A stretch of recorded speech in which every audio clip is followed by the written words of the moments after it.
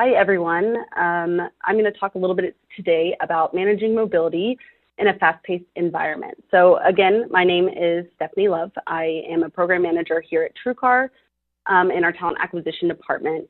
For those of you who are not familiar with TrueCar, we are a tech company out here in Silicon Beach, located in sunny Santa Monica, right across the beach. I'm actually looking at the ocean right now, which is beautiful and wonderful. But we deal in the automotive space, so it's pretty interesting, a pretty interesting dynamic there. Here is our kind of like how we define ourselves. We define ourselves as a digital automotive marketplace that provides comprehensive pricing transparency about what anybody else has paid for their cars, and enables consumers to not only have that information, but also to connect with dealers on our certified platform that are committed to making that experience easy. So we can all relate to a car buying process, right? It's stressful, takes forever, it's hard to find information. Our underlying goal is to make that process easier and to think about, oh, I'm going to buy a new car. You get very excited and you think about all these things to hold that excitement the whole way through. So our mission is to be the most transparent brand in automotive and to serve as a catalyst that dramatically improves the way people discover, buy, and sell cars. We are a publicly traded company. We're based out here in the US, and we're very, very focused and driven by technology. So a little bit more about us, just to give you some context. We were founded in 2008. We launched our mobile app in the price curve, for those of you who know us, in 2013. We went public in 2014, and our current CEO, Chip Perry, joined us in December of 2015. The evolution of TrueCar is a lot, right? So I've been here almost 3 years, and I've seen a lot of things kind of happen.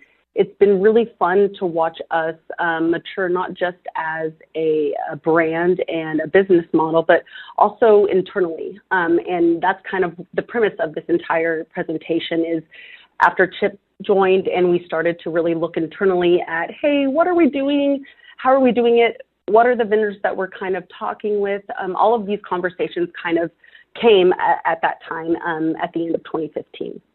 So as it relates to talent, kind of our philosophy is we've got some really hefty problems to solve, right? We've got some hefty goals. There's some complex issues that come with those goals.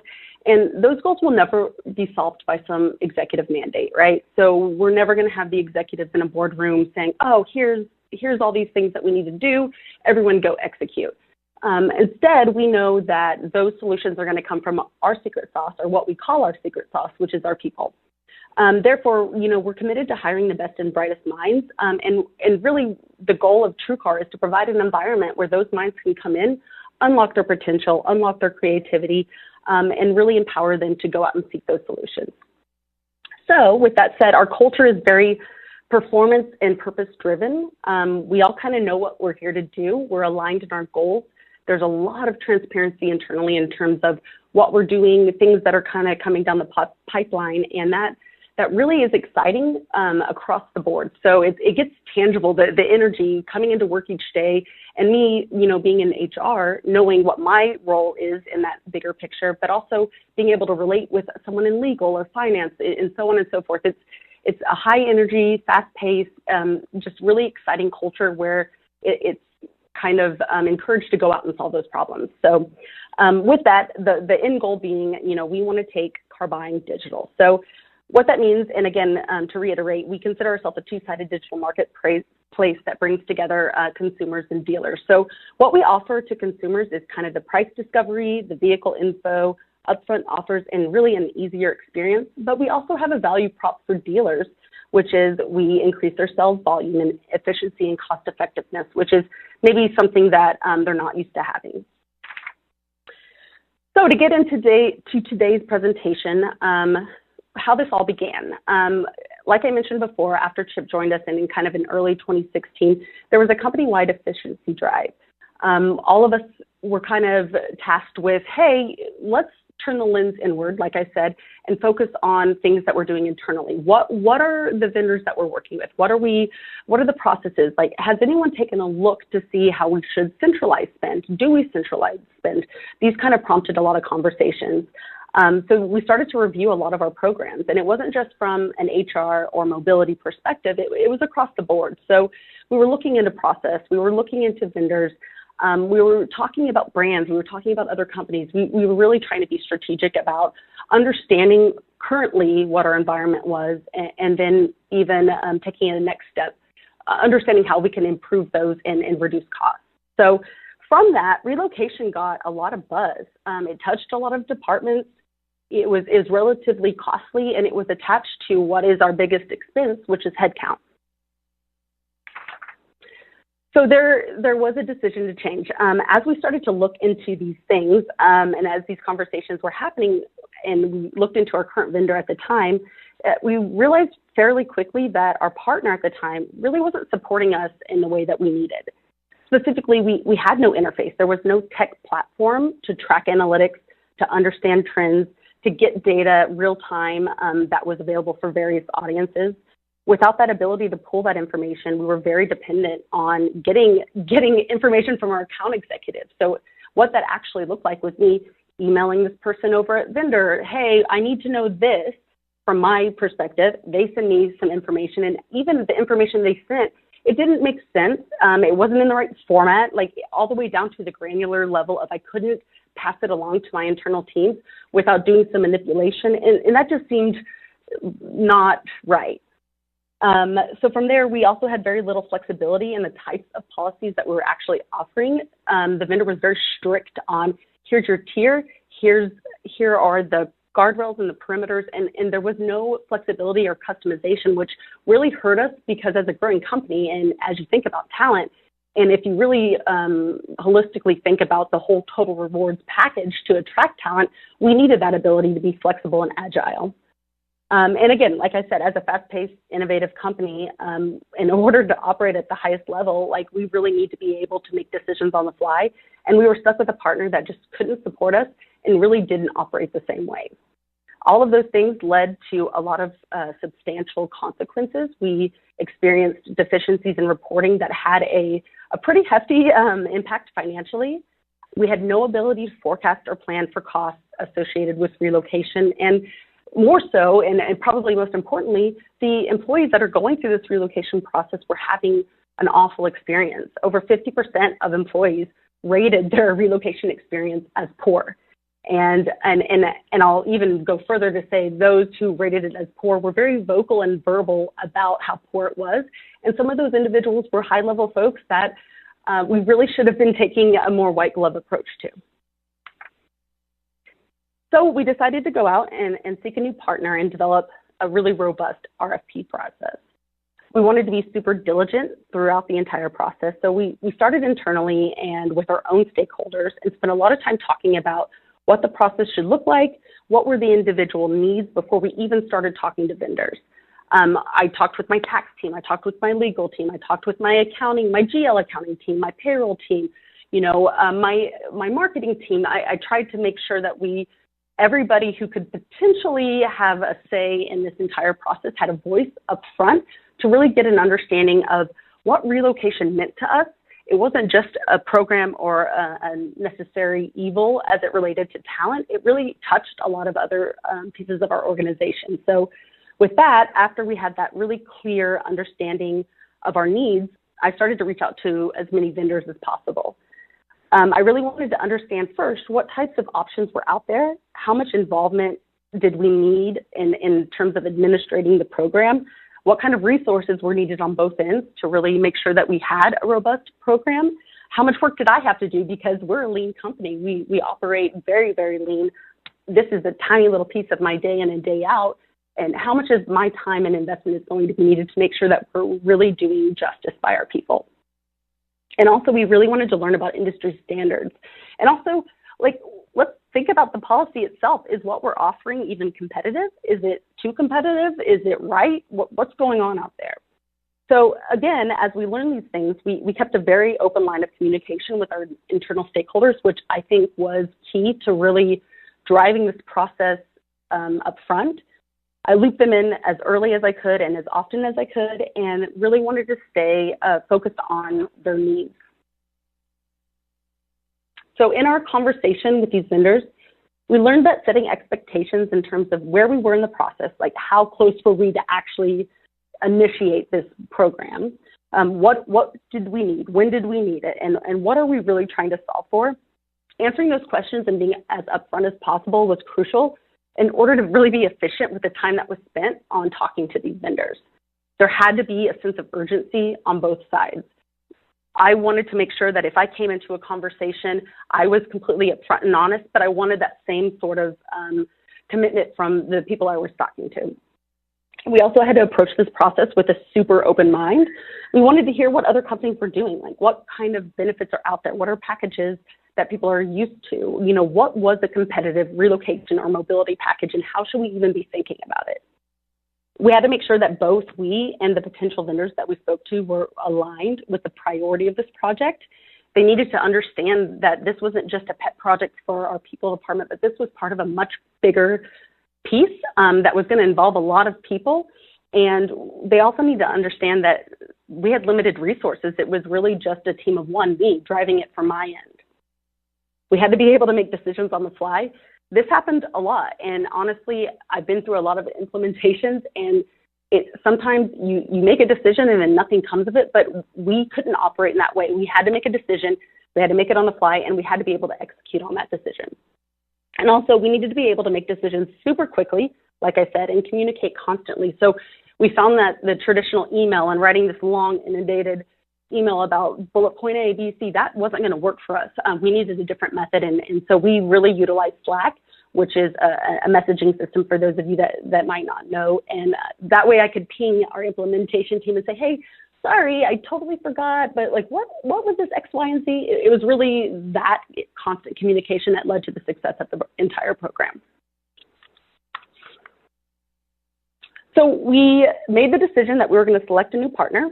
And then we started to really hone in on the goals of the entire process. So our goals were, we really needed to reduce costs, and we really needed to provide visibility into the process, not just in terms of what was happening when, but how to think about costs, how to pull information and understand the bigger, broader impact of this relocation program.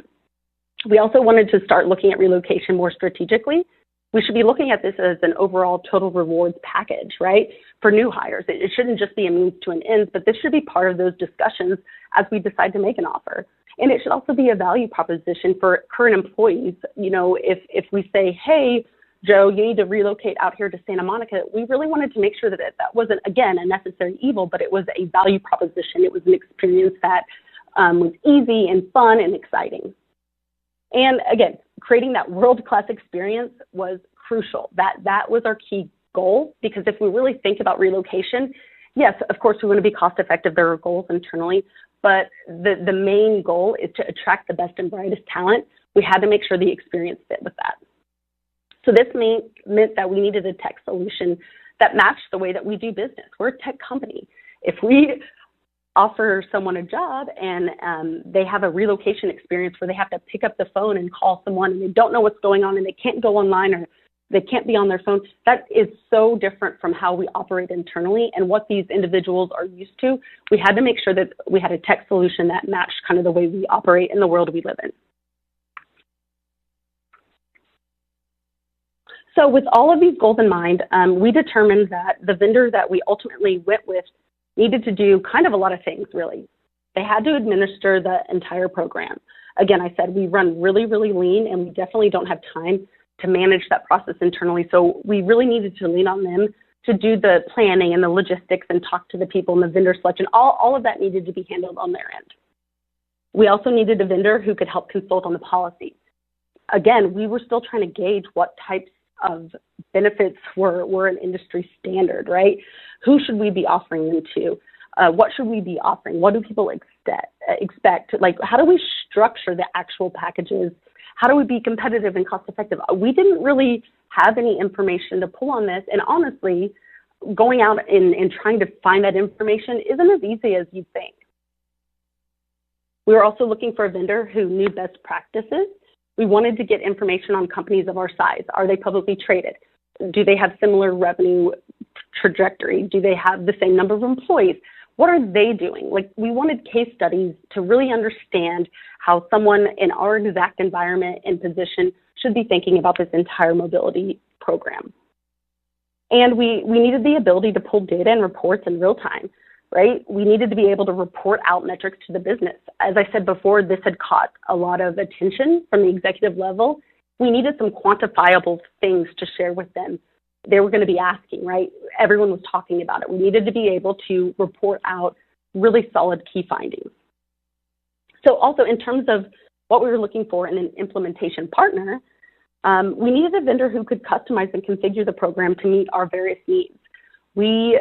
No relocation is the same, no offer is the same, no group is the same. We do a lot of things. We operate in automotive and tech. You can imagine that those are two completely different worlds. We had to have the ability to customize and tailor things to a specific individual's relocation. I apologize if you can hear that. There's a siren going by right now. Welcome to Santa Monica. Also, what we needed was a team of individuals who stayed in constant contact, knew what we were trying to achieve, and could predict and circumvent any issues before they even came up. We needed someone who was so aligned to what we were trying to do and so aligned with what our kind of shortcomings and what we were working with, that they needed to be able to predict these things that may arise and just nip it in the butt right away. Interestingly enough, I spoke to a lot of vendors, and after speaking with them, I started to notice this kind of trend. Every vendor I spoke to fell into one of two categories. They were either this traditional old school company where you said, hey, I need this person to relocate from point A to point B, and you handed it off. You heard nothing about it. You had no visibility into when these things would hit. You would just be invoiced for it. There was no ability to really have any touch points throughout the process. It was just a handoff, and they took care of everything. Or you could find a company that had this like really great tech platform that had all the bells and whistles, and it looked super amazing. They did all these things, but they had no hand in actually logistically administering it. All of that burden fell internally. That would be me going in and talking to this person and figuring out all of these things, and that just wasn't going to work as well. There was really only one vendor that we found that offered kind of both and married those two concepts, and that was Topia. So once we decided to go with Topia, our focus kind of shifted to the entire implementation process. Our goal was a 90-day implementation. We knew there were a few challenges ahead because we weren't just implementing a new vendor and building out a new kind of platform, but we were also having these discussions at a higher level around policy and how are we going to feed this into headcount. And, you know, there was a lot of executive eyes on this. So we knew that there were going to be some potential obstacles in terms of approvals, and I knew I was going to have to be super diligent in pushing this across the line. But, you know, with all of that said, the process actually went fairly quickly. Within a week, we had our kickoff call. The following week, the implementation team was on site conducting a super thorough workshop. We spent about a month actually building out all the pieces and, you know, discussing the scripts that Topia would have with relocating employees and what are the reporting requirements and what is the platform going to look and feel like, all of those things. I think within about 60 days, we had done a ton of work around policy, and we were able to present our final proposal and get sign-off from the various teams internally, which was such a huge success for us. I definitely celebrated that win. And we were testing within another couple of weeks, ready to go live, and we absolutely made this within our 90-day goal. So taking a step back, this entire project was kicked off in late 2017. Perfect time to implement, by the way. Just kidding. Our goal was to have a vendor in place by early 2018, which was very much in line with our hiring needs. We tend to hire quite a bit at the beginning of the year, and we're always investing in tech folks and in product folks. And historically, those are the individuals that require some sort of relocation. They're also a really hard to get talent. It's hard to get those individuals. It's hard to get those great individuals. So we really needed to have this program in place before all of that started to happen. The RFP launched in October of 2017, closed it out the following month, and then we had selected Topia to go as our vendor, and we were ready to start this implementation process by December of 2017. So like I mentioned, we held the on-site workshop in early December, and the cadence that followed after that was kind of these weekly calls with the implementation team. One thing I want to note here is that being prepared and having an agenda for each of those calls was very, very critical, right? We're all busy. This isn't the only thing that I'm working on. This isn't the only thing that you're working on, but having a plan in place, a really tactical plan in place for each of those calls was crucial to making sure that those calls were beneficial and they weren't just a fluffy touch point, but it was, hey, okay, we did this, that, and the other. Here's what you need to do. Here's when you need to do it, so on and so forth. That was really key. So that would be advice that I would give for anyone going through the process. Most of the real work on my end happened up front. Getting the content so that the platform had the look and feel and vernacular of TrueCar was really where I spent my time up front. And honestly, the biggest piece of this, the biggest investment that I made with time and energy was all around building out our policy. And I'm going to talk about that in a little bit more detail in a few slides. But with all that said, we wrapped everything up and we were ready to go live right at the start of March, which thank God we were, because that's right when a big boom of hiring happened. So going back to that first on-site workshop, that workshop was imperative for this entire project success. The entire Topia implementation team came out for the entire day. We walked through the projected timeline, the role of each of us in the process, the documentation and the spreadsheet that we would use to track everything, what to expect and when and who needed to be involved. But more so, they brought this very clear plan into place that said, hey, on this tab is where we're going to do this. Here's how to think about this. Here's how we're going to communicate. Here's how we're going to leave comments. This is what we need to be thinking about and when. They were so prepared up front that it was very easy for me to kind of wrap my head around and just subconsciously plan for times that were going to be busier than others. So that on-site workshop was crucial to just getting me ready for this entire process. I also invited a lot of groups and individuals that were going to be involved in relocation in some way, shape, or form. I wanted them to come in and see the demo, because I was so excited about this new product that we're going to be able to roll out. I wanted them to be excited too. I wanted them to see, oh my gosh, this is way better than what we've had in the past. But also to talk about their experiences. You know, what did you experience with our last vendor? What are the things that really caused you grief? What are the things that you're looking for? I really wanted to get buy-in up front so that the Topia implementation team didn't just hear it from me, since I was the only person driving this. I wanted them to hear as much as they possibly could so that they could start to really formulate their own idea of what this was going to look like. So, and now I'll start talking about policy. So as we started talking about policy, it feels funny just to think about it, because it really started from, okay, what's our perspective as we go into this conversation? The way that we thought about it was, okay, we're a tech company in the heart of Silicon Beach. We compete with the talent giants, right? We compete with the Facebooks and the Googles. We're a much smaller company. How do we approach this whole compensation and benefits package? And what does relocation mean to that? How do we stay competitive in that market? How do we pull these levers and how to really build a program that is in line with what we're trying to do overall? So this mobility project really allowed us to define our philosophy in this area. Again, like I said, we started to think about how do we actually think about relocation? Is this a tool to attract top talent? Is this just a means to an end to get the right people in the right place? Is there any sort of geographical importance? Like, you know, are we trying to build up offices? What is it that we're trying to do here? And how should we even approach this entire process? So how we did end up approaching that, we analyzed what we were currently doing, and we started to pull insights out and try to recognize trends that seemed to fit or seemed to tell a story that would be valuable as we started these discussions. But we also wanted to highlight these outliers or these things that just didn't seem to make sense. For example, some of our tiers, we had these specific tiers for relocation that an employee would qualify for based on kind of, you know, their level, their compensation, where they're coming from, their life, whatever.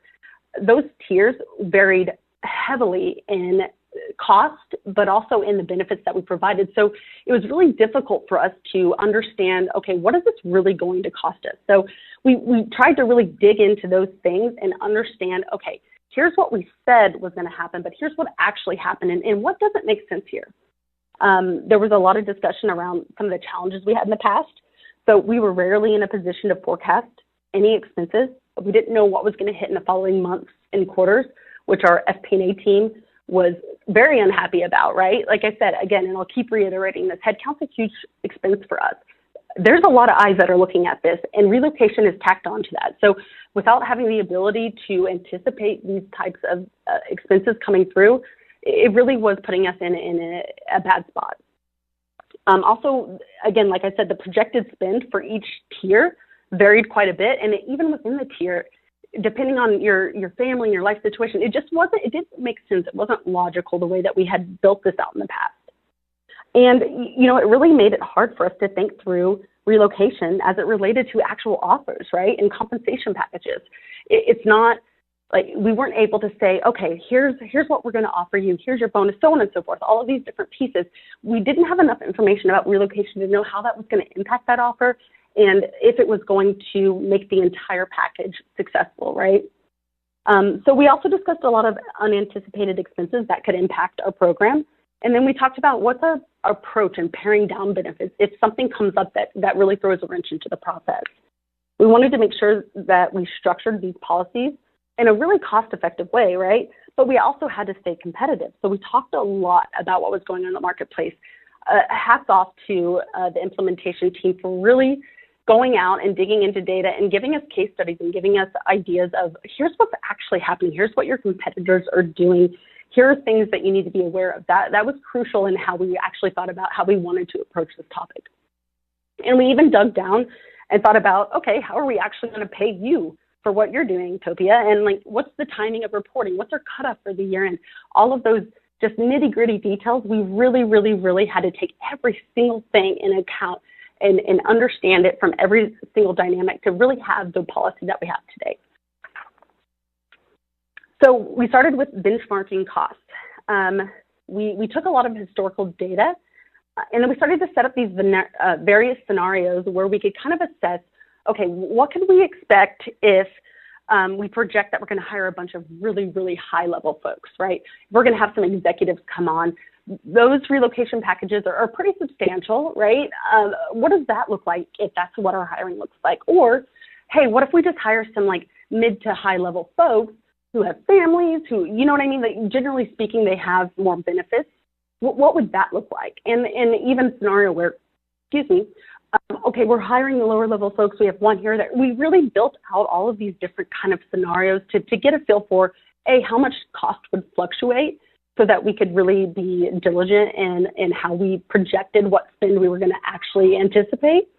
And really from there, what we did is we looked back at the last 2 years and we started to look at the actual people who were relocated. What are the benefits that they used the most? What was their level? What tier did they fall in? Were they single? Did they have families? Just give me some data. And we looked at what they actually spent on the entire relocation process. And we used that information to kind of extrapolate and predict what do we expect this year. So another really fun thing that we had to account for was the new tax law, which now required all relocation benefits to be taxable.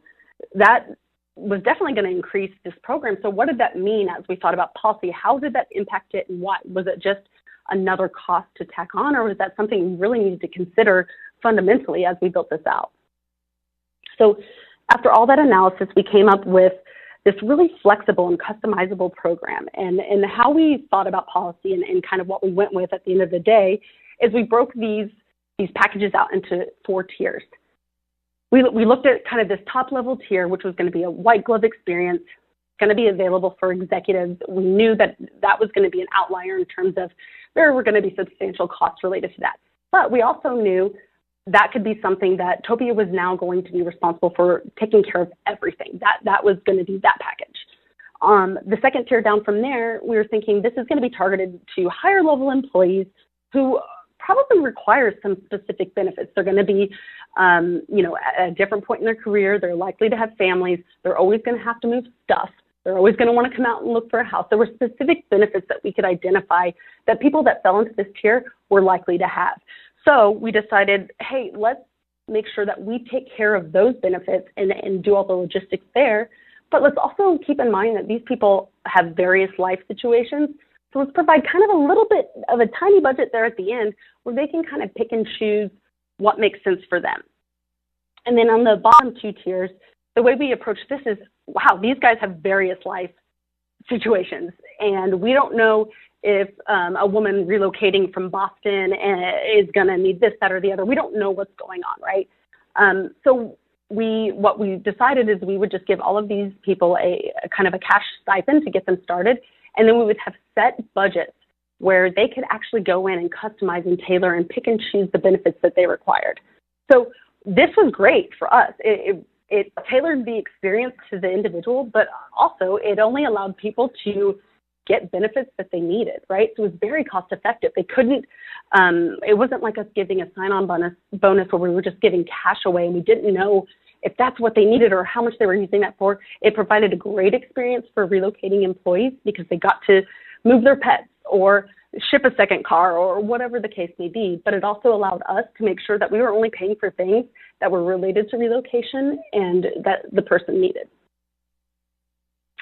So all of that hard work was presented to our CHRO, and thank God, she was very happy with everything, and the policy was good to go. And again, I have to say hats off, and thank you for all the work done here. And for anyone listening, if you don't have a set policy in place, this is a huge, huge effort. So I would advise you to know that there's going to be a lot of time spent around this issue. So I want to talk a little bit about the results of this entire process. You know, the results were actually really, really great. We were able to take a step back and really rethink our entire relocation and mobility methodology. Through the consultation of our new partner and other learnings, we rolled out a much, much, much more cost-effective program, and our finance team was happier. They were over the moon with being able to forecast and to understand these costs that were coming through. But also this new program created a lot of efficiencies internally as well. So various groups like tax or payroll, accounting, et cetera, they had access to information that they had never had access to before. The way the process used to work was someone from payroll would reach out to me, and I would reach out to our account manager, who would reach out to the person who spoke to this individual, who would reach out to someone else, and they would get a report, and then that report would come all the way back. It just was so inefficient. The program, the platform, that just the entire structure of the program allowed everyone in my company to have real-time access to report and information so that they could empower themselves to find decisions and make decisions. It really was kind of a huge efficiency internally. Also, the experience that we're providing to people who are going through relocation is so far beyond what we had been providing in the past. The value that these people receive and the transparency through the entire process has really aided in us kind of looking at relocation as another lever when we think about compensation, another lever when we think about, you know, total rewards, and just another piece of the puzzle. And it's really kind of helped our ability to attract really top talent. I think the biggest, we have a handful of people going through relocation now, and what I've heard from them is the platform itself, the information that's provided is so imperative to their ability to like be prepared, right? If you think about going and relocating, you're going to a new city. So the platform provides information around, hey, you know, here's your commute if you live here. Here's the crime rates. Here's what the lifestyle is like. All of that stuff is really important, and if you're going out and doing the research on your own, it's kind of difficult to gauge. It provided a really like seamless kind of experience for everyone going through the relocation process. That's been the biggest kind of, I guess, value that I've got, or that I've heard from people going through the process. So being able to provide that information and to really think from that perspective was above the moon. It was much better than what we were doing in the past. Also, getting everyone involved early on and allowing them to have a voice throughout the entire implementation was really, really awesome as we rolled out the program. So as we actually got to the end of the process and we started to roll out and say, hey, here's the program we're going with, everyone adopted it right away. There wasn't anyone who's like, well, I didn't hear about this, or what did you think about that? Like having people involved throughout the way and understanding what they wanted and what they wanted to see, it was just almost seamless at the end of the day. And that was a huge win for us in talent acquisition, right? Because we're a service org. Being able to roll something out that was easy and intuitive for everyone else, that was a huge win. And most importantly, now we were able to incorporate relocation costs into our headcount forecast and budgeting process. So that was one of the things that started this overall conversation, right? That was something at the beginning, yes, we were looking at internal spend, but from another viewpoint, headcount's our biggest cost, right? So being able to accurately predict what costs go into headcount and this relocation piece really allowed us to be more strategic as we kind of planned and made decisions in that area. So all the analysis that we did around policy set us up to really, again, be able to forecast those relocation expenses in a super accurate way. We have people going through the process right now. We have some expenses that are kind of coming through. I'm excited to see, and I have no doubt that's going to be in line exactly with what we forecasted. So more to come there, but I think just the confidence that we have around that piece has really allowed for us to, as an organization, plan more strategically as it relates to headcount. And now we can assign costs to various departments, and our tax team can pull reports where that information is in the right cell, and all of these things kind of coming together logistically just make it easier for us to actually administer the program. And again, I'll just keep hammering this home, being able to incorporate relocation into headcount was, we look really impressive now to our FP&A team, right?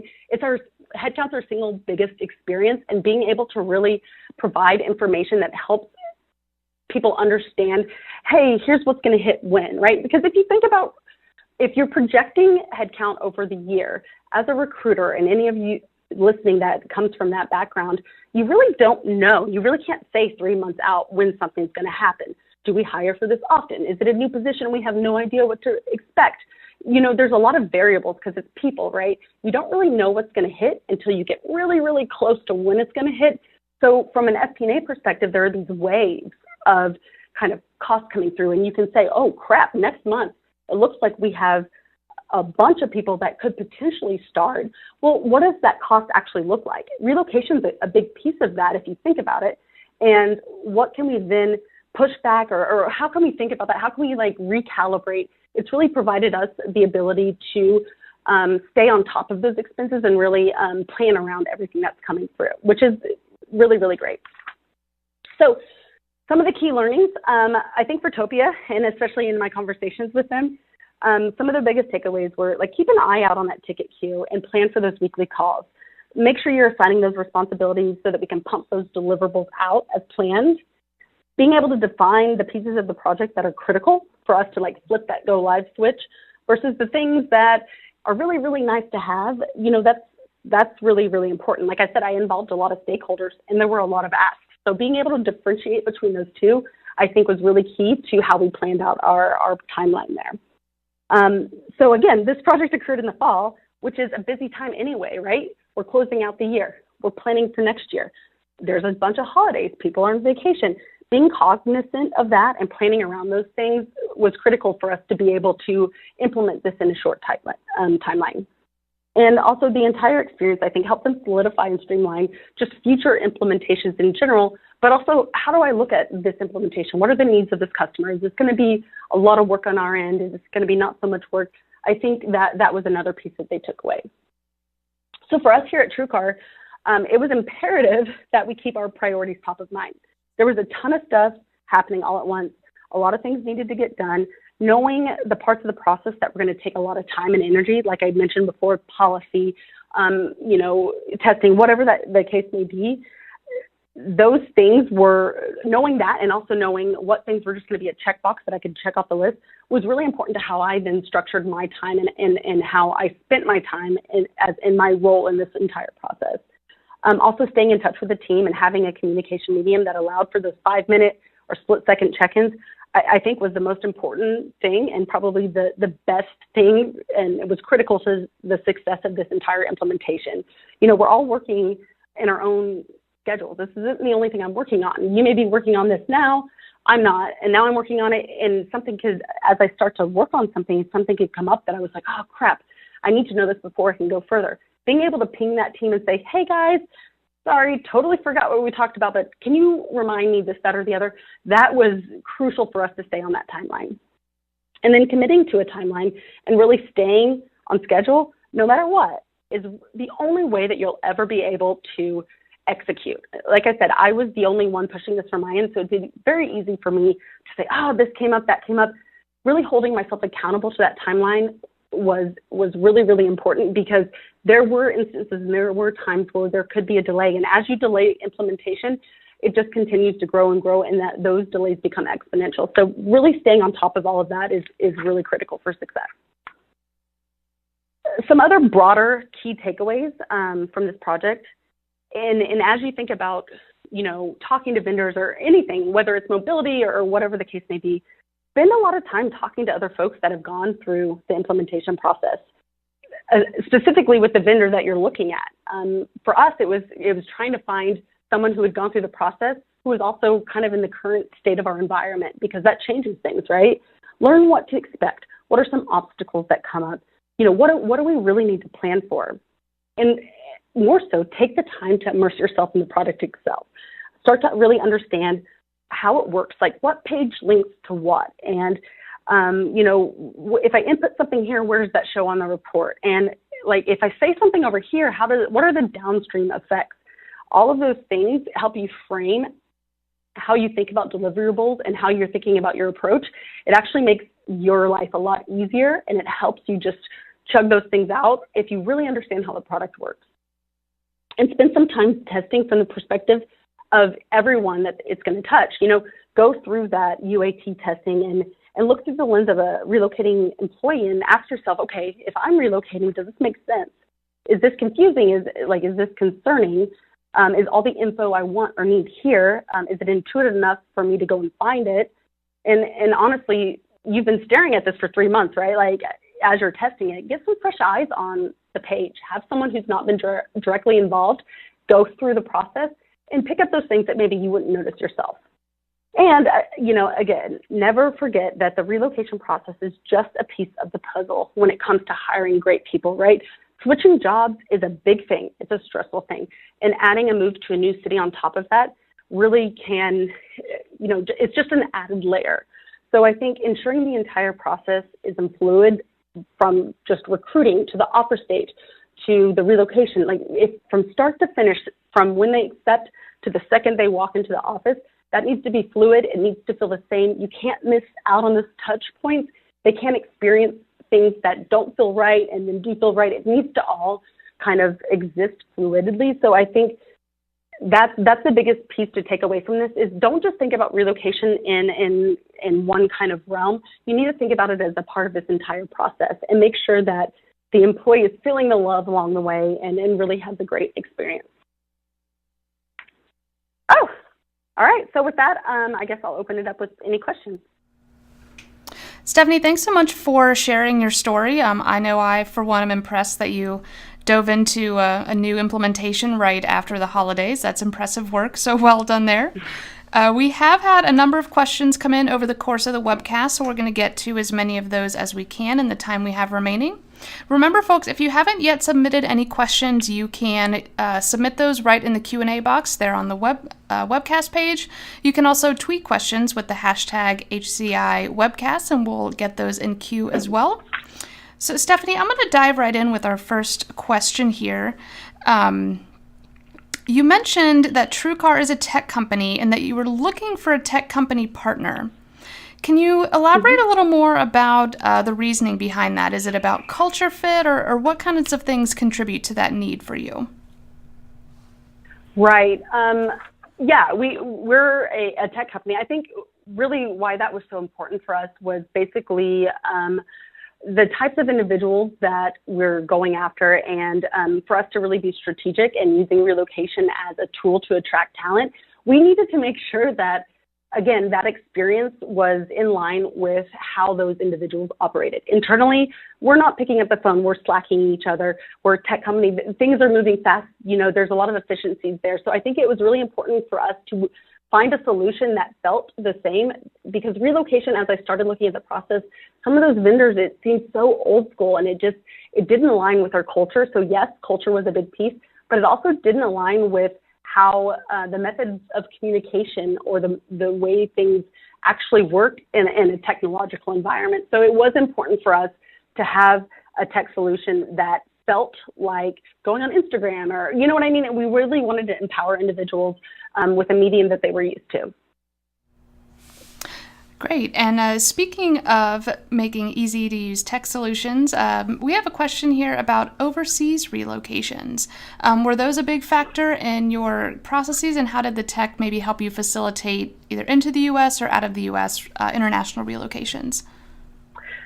So we are not international. If you think about the space that we operate in, we are an automotive tech company, and there's a lot of business for us here in the U.S. We have not expanded globally, so I can't really speak to that.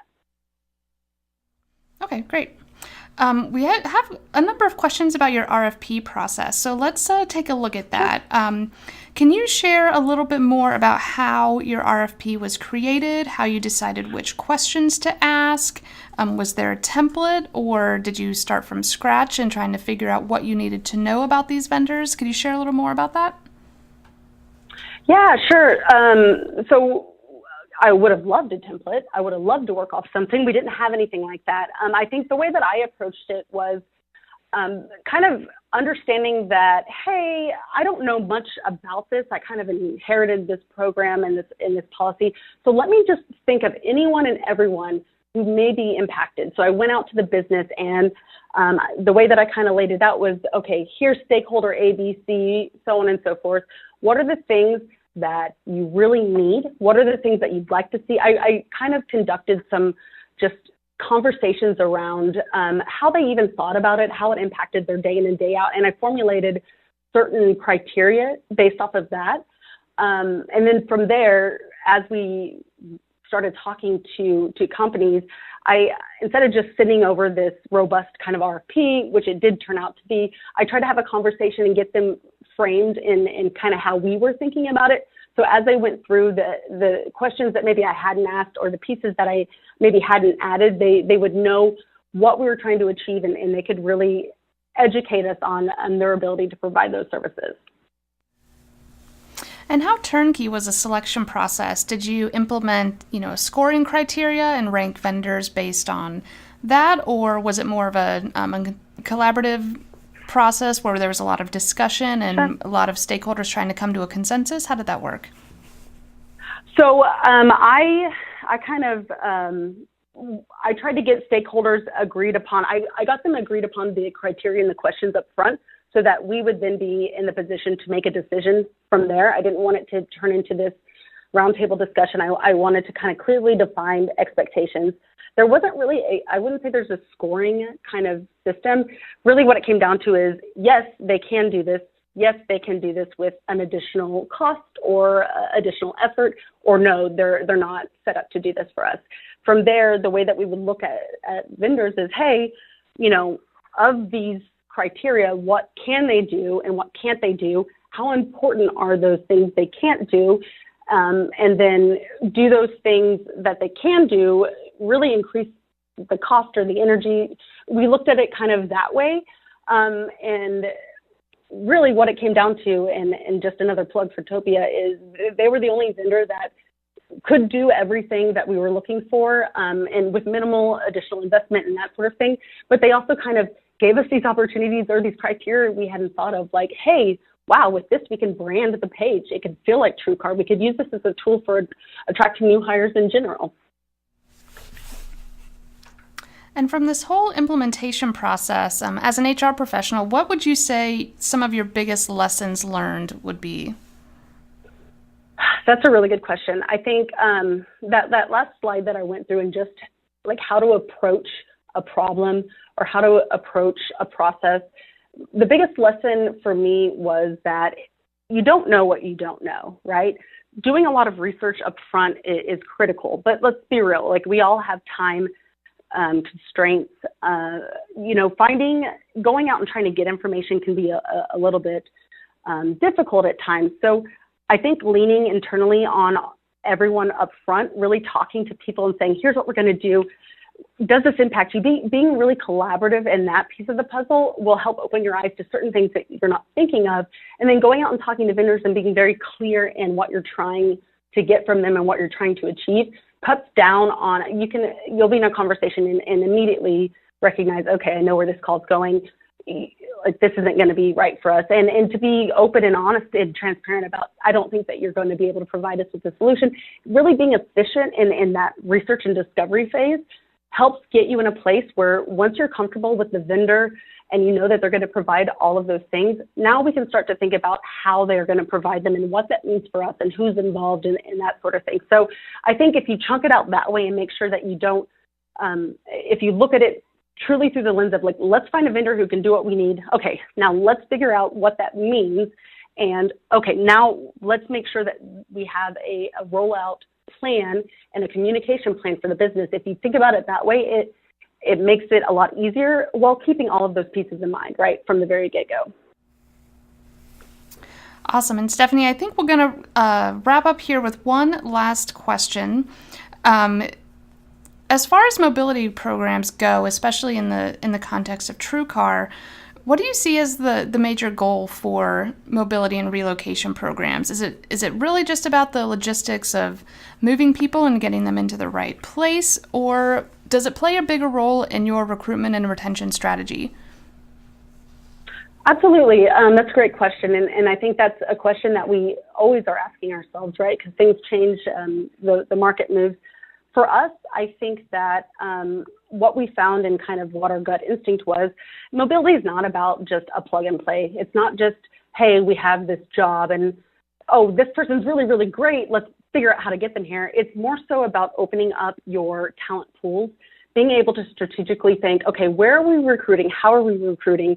Having a tool or a lever or a program that helps you justify, looking outside of a territory. We don't want to just look in Southern California. We really want to be looking at bigger picture. So I think it has to be something that you think about from your entire talent strategy, not just as it relates to getting people in seats, but also how it relates to your total rewards packages, right? If we're thinking about offers and bonuses and we're taking into account, what is this person leaving behind? It has to be a piece of the formula from the get-go.